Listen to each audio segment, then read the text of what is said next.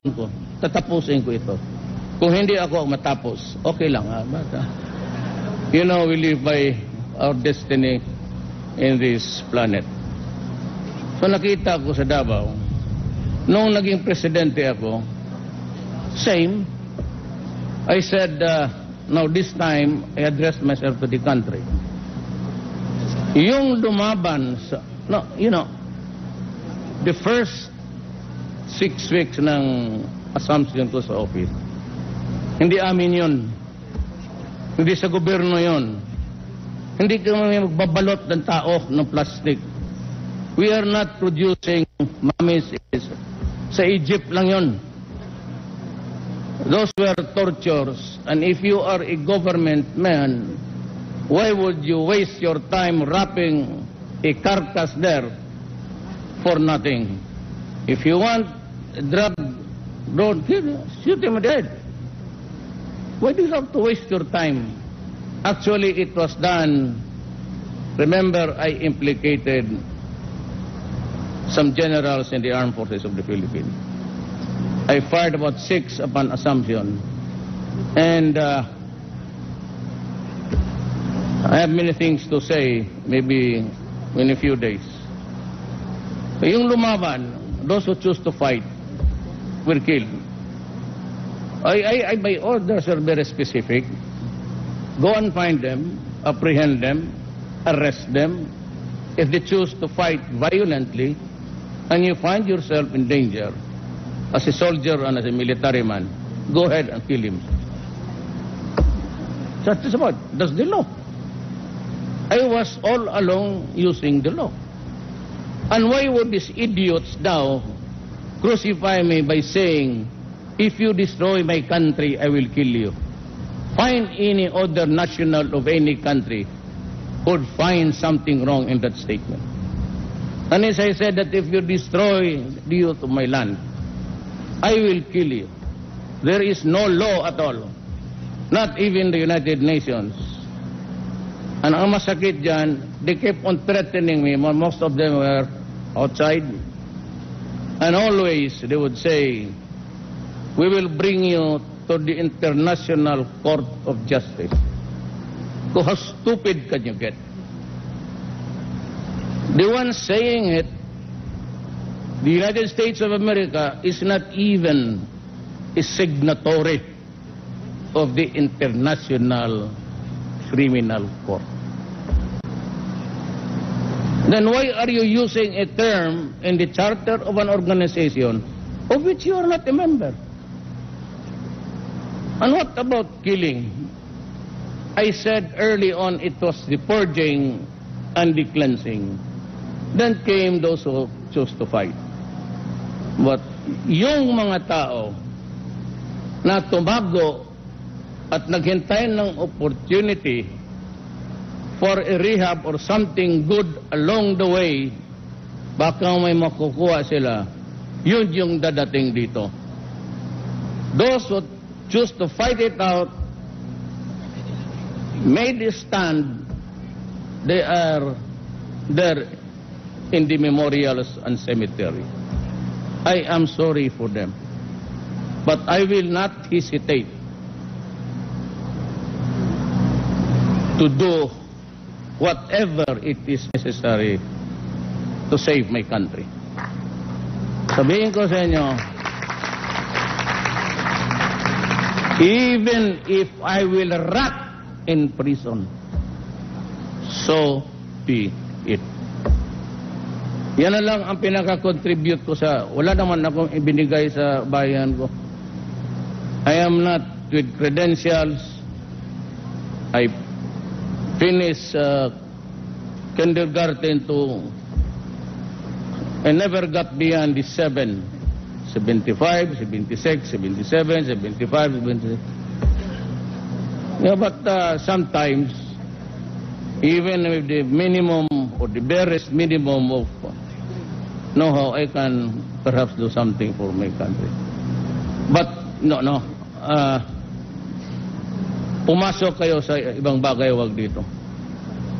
Putang ina, talagang papatayin ko kayo. Kaya mo yan sila, Kasi, huwag ka niyo ba? Do your worst. Really. Totoo lang. So, maligaya ako dito sa nangyayari. But before I end, mainit kasi sila. I'm worried about the beautiful ladies there. Mahirap pagka umitim sila, wala na tayo. I want the ladies, I'm not a sexist, I'm just trying to say that Filipinas are really beautiful. I do not want to see you in one of these days. And then, magkano ang sabi ni Mr. Wang? 1.5 billion? Okay. This is what we have lost and what the drug lords have invested to destroy this country.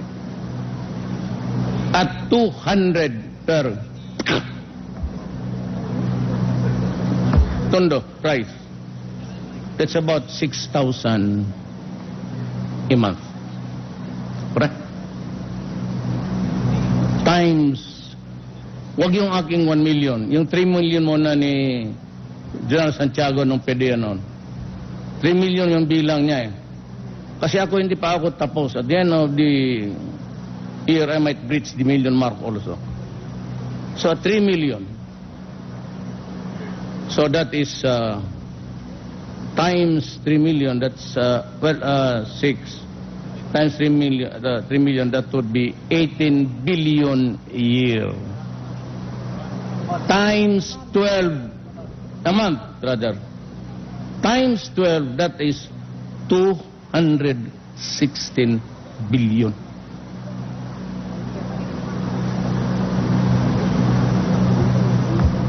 Magkano ito? 1.5. So how much?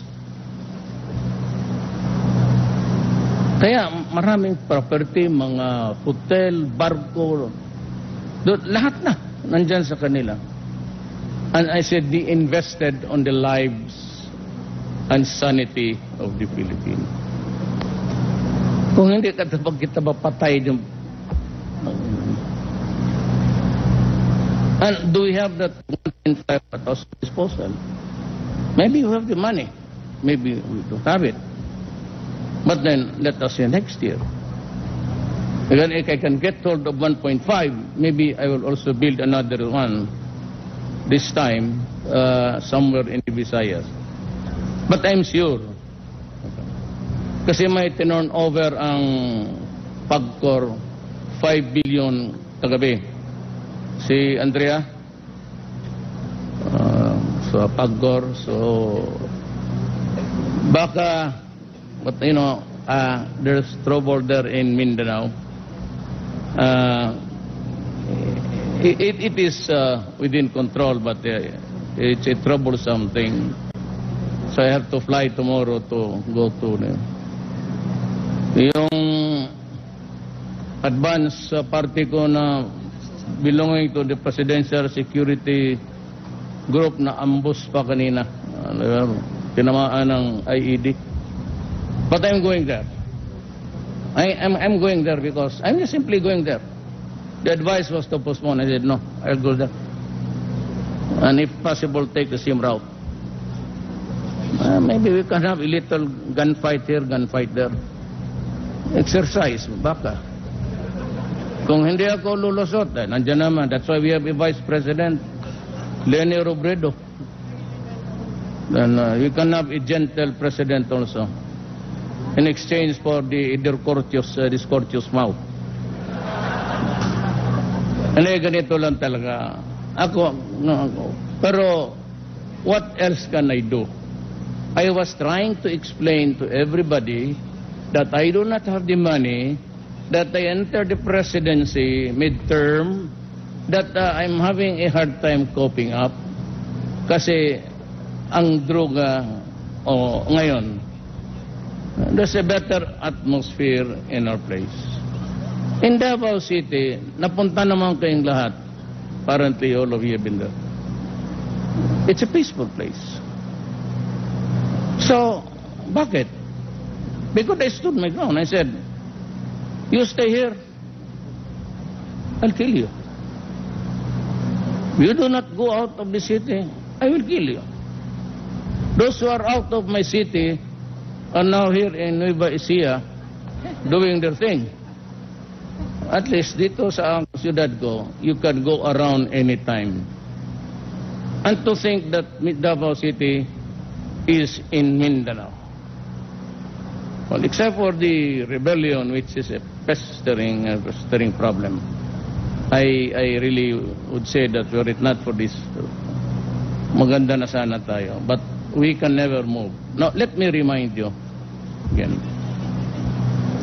per my observation, we cannot have a peaceful country as, you know, if you do not agree to a federal setup. Ako, ayaw kong magpilit ng tao. Ay, para sa akin, good. Ayaw mo, di wag. I'm just a Filipino. As long as you do not bother me, fine. Ang problema, ang Mindanao mismo, ang Dimoro people will go for it at all costs. Remember that the Moro was ahead of us by almost 1,000 years because they are the natives there when the Spaniards and the Americans went there to conquer the island. So, if I may correctly describe it actually, it's the Moro nationalism that's at work.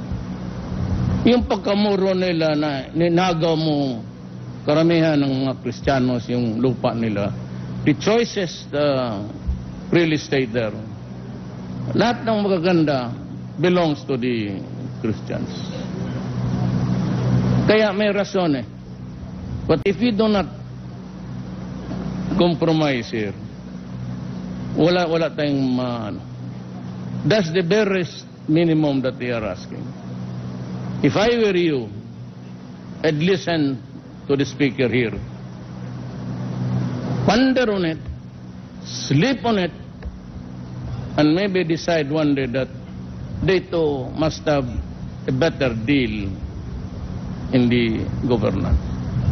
Pag hindi, paningin ko, wala talaga. And I have, wala na tayong away ngayon. We do not have to fight the NPAs. They are probably here, nandito yung nakikinig. Bakit siguro dyan sa likod. Yung naka-blue dyan, may kilala kayo lahat dyan, o? May isa talaga, dalawa, NPA dyan. Jesus! Wala naman tayong away. So, you know, I can pour all the troops there. When I was in 4 days ago, I was in Polo. Ito ba naman ang tanong sa akin ng media? This is the 6th time that you have visited the place. You are donning medals. Hanggang dito ka na lang ba? You know, there's really no problem. I can order the invasion of Hulo and give the order, the last man standing. I can burn Hulo. I can burn Basilan. Bomb everything there. Lahat na bahay makita ko. With the howitzers and the... But what would it bring us? If you think that I will wipe out humanity there, we will at last enjoy the blessings of peace. What you will get in return will be terrorism. And mind you that Maote there, who is fighting the government troops now, and there's a raging battle going on. And I said, yung advance party ng security ko, pinutok ng IED. I have to go to the hospitals to visit them tomorrow. That's why I have to go home tonight. I have to fly back. Yun ang kasama rin ang the Reds. Mabutit na lang yan nagkapaghinga na tayo. Nag-uusap na tayo. At least there's a respite. For the nonce, we can rest. There's no doubt about it. I can fight the whole year round. May pera ang gobyerno, may taxes eh. But for how long? And at what cost? So, kayong nakakaintindi sa akin, you're too near the left, you're too near with Ms. Wari. But of course, I never liked it, but when I became vice mayor of Davao City, he went around Mindanao strutting with firearms. So I said, no, you cannot enter my city with arms. It's simply not... So nakaintindihan kami, we are fast friends. And we are talking. I have mga misgivings. What if we cannot find peace now, then I'll give it to the next president. Do better. But do not concede more than what you can really give. For example, yung gusto nila na they want again they repeated it before me. Itong they would want a parang regional armed forces pati police. So that's something which I cannot give. Those are the things that cannot be negotiated. They want a federal type presidency, fine. But the commander-in-chief and the control of the police and the military shall always be in the hands of the president. But those are the nitty-gritty things in life. In the meantime, we savored the moment that Mr. Huang has traveled away, all the way from his homeland to share his money. And I would like to thank everybody dito. You know, the PDL chief, the one who succeeded is former General Sid La Peña. He used to be my city police director. And everybody else, mga kasama ko, those yung mga nakilala ko. And I said, there'll be no compromising. The only compromise dito, I'll go now, but the only compromise that is acceptable to me is you surrender. If you continue, said, you might end losing not only your funds but your life. Because the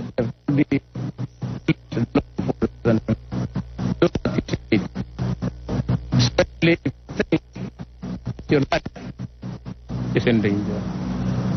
So, para maintindihan ng lahat, gano'n, maraming patay, so be it. The most sensible way to deal with the patay is ilibing mo para hindi mangamoy. So, period. It's a brutal way of saying things, but the only thing I think these idiots understand. I will not allow my country to sink like Colombia, even if it's a lesson, until the last pusher, until the last drug roll is exterminated. That will be the rule of the day. Maraming salamat po. Thank you so much, Mayor Rodrigo Roa Duterte. President Rodrigo Duterte there leading the inauguration of the Mega Drug Abuse Treatment and Rehabilitation Center in Nueva Ecija. This is the first of its kind in the country, a 10,000-bed facility located at Fort Magsaysay, the largest military camp in the Philippines. A donor of this facility is Chinese businessman in the name